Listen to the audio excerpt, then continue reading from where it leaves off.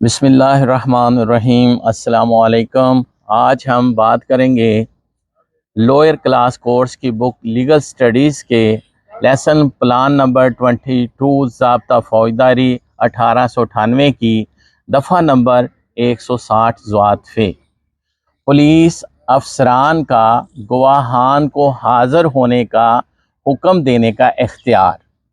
I repeat, police افسران کا گواہان کو حاضر ہونے کا حکم دینے کا اختیار ہے۔ اس دفعہ میں باب ہاذا کے تحت تفتیش کرنے والا کوئی پولیس افسر تحریری حکم کے ذریعے یا اپنے یا ملحقہ تھانے کی حدود میں کسی شخص کو اپنے روبرو حاضر ہونے کا حکم دے سکتا ہے جو دی گئی اطلاع کے مطابق یا بصورت دیگر مقدمہ کے حالات سے واقف نظر آتا ہو، اور ایسے شخص پر لازم ہوگا کہ جب ایسا حکم دیا جائے تو حاضر ہو۔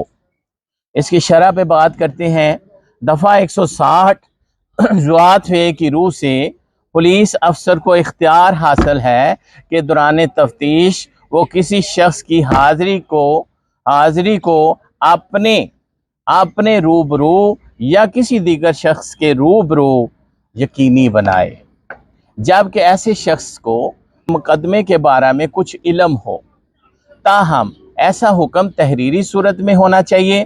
تاہم اس سلسلے میں خواتین کو تھانوں میں بلایا نہیں جا سکتا۔ مقصد کیا ہے اس کا؟